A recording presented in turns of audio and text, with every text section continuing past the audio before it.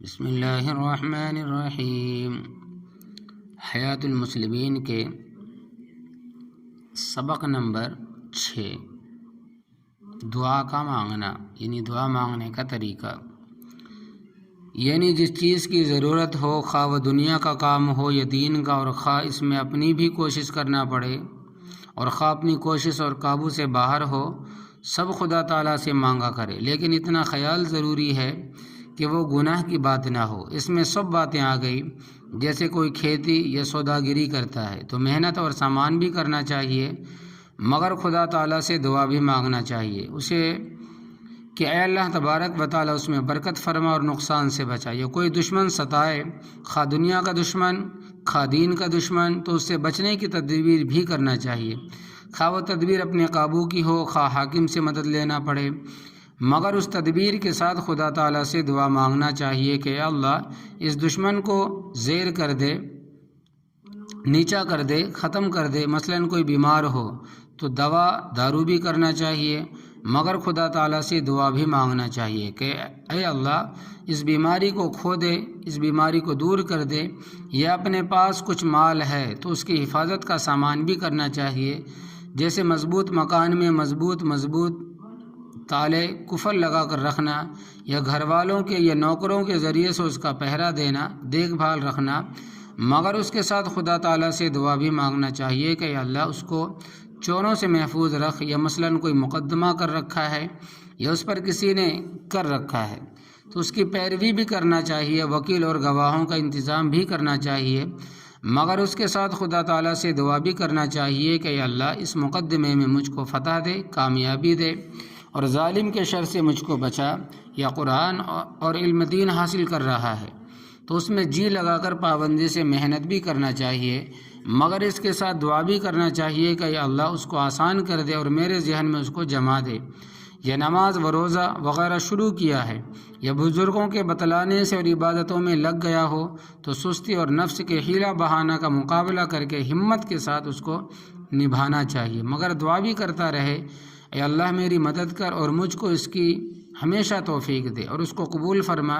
یہ نمونے کے طور پر چند مثالیں لکھ دی ہے۔ ہر کام اور ہر مصیبت میں اسی طرح جو اپنے کرنے کی تدبیر ہے وہ بھی کرے، اور سب تدبیروں کے ساتھ اللہ تبارک و تعالیٰ سے خوب عاجزی اور توجہ کے ساتھ عرض بھی کرتا رہے،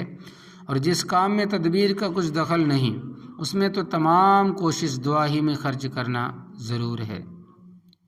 جیسے بارش کا ہونا یا اولاد کا زندہ رہنا یا کسی بیماری کا علاج، بیماری سے اچھا ہو جانا، یا نفس و شیطان کا نہ بہکانا، یا وبا اور طاعون سے محفوظ رہنا، یا قابو یا فتنہ یا ظالموں کے شر سے بچنا۔ ان کاموں کے بنانے والا تو بجز خدا تعالیٰ کی کوئی برا انعام بھی نہیں ہے، ان کاموں کو بنانے والا تو بجز خدا تعالیٰ کے کوئی برا انعام بھی نہیں ہے، اس لیے تدبیر کے کاموں میں جتنا حصہ تدبیر کا ہے ان بے تدبیر کے کاموں میں وہ حصہ تدبیر کا بھی دعا ہی میں خرچ کرنا چاہیے۔ غرض تدبیر کے کاموں میں تو کچھ تدبیر اور کچھ دعا ہے، اور بے تدبیر کے کاموں میں تدبیر کی جگہ بھی دعا ہی ہے، تو اس میں زیادہ دعا ہوئی، اور دعا فقط اس کا نام نہیں ہے کہ دو چار باتیں یاد کر لی اور نمازوں کے بعد اس کو صرف زبان سے آموختے کی طرح پڑھ دیا، سو یہ دعا نہیں ہے، مغز دعا کی نقل ہے۔ دعا کی حقیقت اللہ تبارک و تعالیٰ کے دربار میں درخواست پیش کرنا،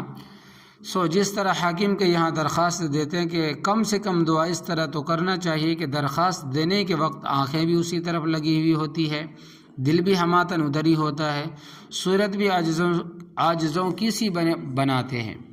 یعنی نادار کی طرح، فقیر کی طرح بناتے ہیں۔ اگر زبانی کچھ عرض کرنا ہے تو ادب سے گفتگو کرتے ہیں اور اپنی عرضی منظور ہونے کے لیے پورا زور لگاتے ہیں، اس یقین دلانے کی پوری کوشش کرتے ہیں اس کو کہ ہم کو آپ سے پوری امید ہے، ہماری درخواست پر پوری توجہ فرمائی جائے گی، پھر بھی عرضی کے موافق نہ ہوا اور حاکم عرضی دینے والے کے سامنے افسوس ظاہر کرے تمہاری مرضی کے موافق تمہارا کام نہ ہوا، تو یہ شخص فوراً یہ جواب دیتا ہے کہ حضور مجھ کو کوئی رنج یا شکایت نہیں ہے، اس معاملے میں قانون ہی سے جان نہ تھی یا میری پیروی میں کمی رہ گئی تھی، حضور کچھ کمی نہیں فرمائی، اور اگر اس حاجت کی آئندہ بھی ضرورت ہو تو کہتا ہے کہ مجھ کو نا امیدی نہیں، پھر عرض کرتا رہوں گا۔ اور اصلی بات تو یہ ہے کہ مجھ کو حضور کی مہربانی کام ہونے سے زیادہ پیاری چیز ہے۔ کام تو خاص وقت یا محدود درجے کی چیز ہے، حضور کی مہربانی تو عمر بھر کی اور غیر محدود درجے کی دولت اور نعمت ہے۔ تو اے مسلمانوں، دل میں سوچو کہ تم دعا مانگنے کے وقت اور دعا مانگنے کے بعد جب اس کا کوئی ظہور نہ ہو خدا تعالیٰ کے ساتھ ایسا ہی برتاؤ کرتے ہو۔ سوچو اور شرماؤ۔ جب یہ برتاؤ نہیں کرتے تو اپنی دعا کو دعا یعنی درخواست کس منہ سے کہتے ہو؟ تو واقعی میں کمی تمہاری ہی طرف سے ہے، جس سے وہ دعا درخواست نہ رہی، اور اس طرف سے تو اتنی رعایت ہے کہ درخواست دینے کا وقت بھی معین نہیں۔ فرمائے کہ وقت بے وقت جب چاہو عرض معروض کر لو۔ نمازوں کے بعد کا وقت بھی تمہیں نے ٹھہرا رکھا ہے، البتہ وہ وقت دوسرے وقتوں سے زیادہ برکت کا ہے، سو اس وقت زیادہ دعا کرو، باقی اور وقتوں میں بھی اس کا سلسلہ جاری رکھو۔ جس وقت جو حاجت یاد آ گئی، جو ضرورت یاد آ گئی، فوراً ہی دل سے یا زبان سے بھی مانگنا شروع کرو۔ جب دعا کی حقیقت معلوم ہو گئی تو اس حقیقت میں موافق دعا مانگو، پھر دیکھو کیسی برکت ہوتی ہے۔ اور برکت کا یہ مطلب نہیں ہے جو مانگو گے وہی مل جائے گا، کبھی تو وہی چیز مل جاتی ہے جیسے کوئی آخرت کی چیز مانگے، کیونکہ وہ بندے کے لیے بھلائی ہی بھلائی ہے، البتہ اس میں ایمان اطاعت شرط ہے، کیونکہ وہاں کی چیزیں قانوناً اسی شخص کو مل سکتی ہے اور کبھی وہ چیز مانگی ہوئی نہیں ملتی، جیسے دنیا کی چیزیں مانگے، کیونکہ وہ بندہ کے لیے کبھی بھلائی ہے کبھی برائی ہے۔ جب اللہ تبارک و تعالیٰ کے نزدیک بھلائی ہوتی ہے تو اس کو مل جاتی ہے، اور جب برائی ہوتی ہے تو نہیں ملتی۔ جیسے باپ بچے کو پیسہ مانگنے پر کبھی دیتا ہے اور کبھی نہیں دیتا، جب وہ دیکھتا ہے کہ اس سے ایسی چیز خرید کر کھائے گا جس سے حکیم نے منع کر رکھا ہے، تو برکت کا مطلب یہ نہیں کہ وہ مانگی ہوئی چیز مل جائے، بلکہ برکت کا مطلب یہ ہے کہ دعا کرنے سے حق تعالیٰ کی توجہ بندے کی طرف ہو جاتی ہے۔ اگر وہ چیز بھی کسی مصلحت سے نہ ملے تو دعا کی برکت سے بندے کے دل میں تسلی اور قوت پیدا ہو جاتی ہے، اور پریشانی اور کمزوری جاتی رہتی ہے، اور یہ اثر حق تعالیٰ کی اس خالص توجہ کا ہوتا ہے جو دعا کرنے سے بندے کی طرف حق تعالیٰ کو ہو جاتی ہے، اور یہی توجہ خاص اجابت کا وہ یقینی درجہ ہے جس کا وعدہ حق تعالیٰ کی طرف سے دعا کرنے والے کے لیے ہوا ہے۔ اور اس حاجت کا عطا فرما دینا یہ اجابت کا دوسرا درجہ ہے جس کا وعدہ بلا شرط نہیں بلکہ اس شرط سے ہے کہ بندے کی مصلحت کے خلاف نہ ہو، اور یہی توجہ خاص ہے جس کے سامنے بڑی سے بڑی حاجت اور دولت کوئی چیز نہیں، اور یہی توجہ خاص بندے کی اصل پونجی ہے جس سے دنیا میں بھی اس کو حقیقی اور دائمی راحت نصیب ہوتی ہے، اور آخرت میں بھی غیر محدود اور ابدی نعمت اور حلاوت نصیب ہوگی۔ تو دعا میں اس برکت کے ہوتے ہوئے دعا کرنے والے کو خسارہ اور محرومی کا اندیشہ کرنے کی کب گنجائش ہے؟ اب دو چار حدیثیں دعا کی فضیلت اور آداب میں بتاتا ہوں۔ نمبر 1،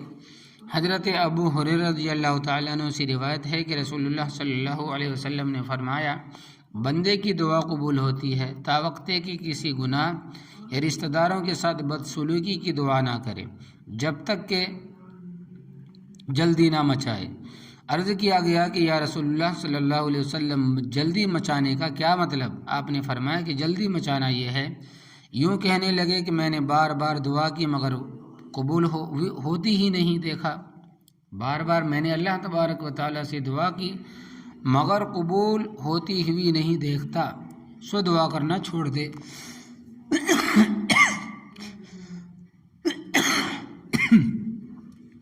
فائدہ، اس میں تاکید ہے اس بات کی کہ وہ قبول نہ ہو مگر برابر کیے جائے، اس سے متعلق اوپر بیان آ چکا ہے۔ نمبر 2، حضرت ابو ہریرہ رضی اللہ تعالیٰ عنہ سے روایت ہے کہ رسول اللہ صلی اللہ علیہ وسلم نے فرمایا، خدا تعالیٰ کے نزدیک دعا سے بڑھ کر کوئی چیز قدر کی نہیں۔ حضرت ابن عمر رضی اللہ تعالیٰ عنہ سے روایت ہے کہ رسول اللہ صلی اللہ علیہ وسلم نے فرمایا کہ دعا ہر چیز سے کام دیتی ہے، ایسی بلا سے بھی جو کہ نازل ہو چکی ہو اور ایسی بلا سے بھی جو کہ ابھی نازل نہیں ہوئی۔ سو اے بندگان خدا، دعا کو پلہ باندھو، یعنی کہ ہر وقت دعا اللہ تبارک و تعالیٰ سے کرتے رہو۔ حضرت ابو ہریرہ رضی اللہ تعالیٰ عنہ سے روایت ہے کہ رسول اللہ صلی اللہ علیہ وسلم نے فرمایا کہ جو شخص اللہ تبارک و تعالیٰ سے دعا نہیں کرتا، اللہ تبارک و تعالیٰ اس پر غصہ کرتا ہے، البتہ جس کو اس کی دھن اور دھیان سے فرصت نہ ہو وہ اس میں داخل نہیں ہے۔ یہ فائدہ ہے۔ حضرت ابو ہریرہ رضی اللہ تعالیٰ عنہ سے روایت ہے کہ رسول اللہ صلی اللہ علیہ وسلم نے فرمایا، تم اللہ تبارک و تعالیٰ سے ایسی حالت میں دعا کیا کرو کہ تم قبولیت کا یقین رکھا کرو، اور یہ جان رکھو کہ اللہ تبارک و تعالیٰ غفلت سے بھرے دل سے دعا قبول نہیں کرتا۔ اللہ تبارک و تعالیٰ غفلت سے بھرے ہوئے دل کو دعا قبول نہیں کرتا، یعنی جس کے دل میں غفلت ہو، غفلت سے دعا کر رہا ہو، نیند بھی آ رہی ہے یا کسی اور حالت میں ہو، یہ زبان سے رٹ رہا ہے مگر دل میں وہ دعا نہیں ہے، صرف زبان سے رٹ رہا ہے، تو دعا قبول نہیں کرتا۔ فائدہ تو دعا خوب توجہ سے کرنا چاہیے، اور اجابت کے 2 درجے اوپر بیان کیے وہی قبولیت کے بھی ہے، کیونکہ دونوں ایک ہی چیز ہے اور ایک درجہ اس کا عام ہے جو اگلی حدیث میں آتا ہے۔ حضرت ابو سعید خدری رضی اللہ تعالیٰ عنہ سے روایت ہے کہ رسول اللہ صلی اللہ علیہ وسلم نے فرمایا کہ کوئی ایسا مسلمان نہیں جو کوئی دعا کرے جس میں گناہ اور قطع رحم نہ ہو، یعنی کہ قطع رحمی نہ ہو، مگر اللہ تبارک و تعالیٰ اس دعا کے سبب اس کو 3 چیزوں میں سے ایک ضرور دیتا ہے، یا تو فی الحال وہی مانگی ہوئی چیز دے دیتا ہے، اور یا اس کو آخرت کے لیے ذخیرہ کر دیتا ہے، یعنی آخرت کے لیے اللہ تبارک و تعالیٰ جمع کر لیتا ہے، یا کوئی ایسی ہی برائی اس سے ہٹا دیتا ہے۔ صحابہ نے عرض کیا کہ اس حالت میں تو ہم خوب کثرت سے دعا کیا کریں گے۔ آپ نے فرمایا کہ خدا کے یہاں اس سے بھی زیادہ عطا کی کثرت ہے، جتنا مانگو گے اللہ تبارک و تعالیٰ اس سے زیادہ دے گا۔ فائدہ خلاصہ یہ، کوئی دعا خالی نہیں جاتی۔ فائدہ یہ ہے کہ مومن کی، مسلمان کی کوئی دعا خالی نہیں جاتی، ہر دعا قبول ہوتی ہے۔ یہ تو وہی مل جاتی ہے جو مانگی ہے، یا پھر اللہ تبارک و تعالیٰ ذخیرے کے طور پر دعا کو رکھ لیتا ہے، قیامت کے دن اس کا بدلہ دے گا، یا پھر اللہ تبارک و تعالیٰ آنے والی مصیبت کو اس دعا کے بدلے ہٹا دیتا ہے۔ حضرت انس رضی اللہ تعالیٰ عنہ سے روایت ہے کہ رسول اللہ صلی اللہ علیہ وسلم نے فرمایا کہ تم میں سے ہر شخص کو اپنے رب سے سب حاجتیں مانگنا چاہیے، اور ثابت کی روایت میں ہے کہ یہاں تک کہ اس نے نمک بھی مانگے، یہاں تک کہ اس سے نمک بھی مانگے اور جوتی کا تسمہ ٹوٹ جائے، یعنی جوتی کا جو انگوٹھا ہے اگر وہ بھی ٹوٹ جائے تو وہ بھی اللہ تبارک و تعالیٰ سے مانگے۔ جب اللہ تبارک و تعالیٰ سے مانگتا ہے تو اللہ تبارک و تعالیٰ دیتا بھی اور دے کر خوش بھی ہوتا ہے۔ یعنی یہ خیال نہ کرے کہ ایسی حقیر چیز اتنے بڑے سے کیا مانگے، ان کے نزدیک تو بڑی چیز بھی چھوٹی ہی ہے، ان کے نزدیک تو بڑی چیز بھی چھوٹی ہی ہے۔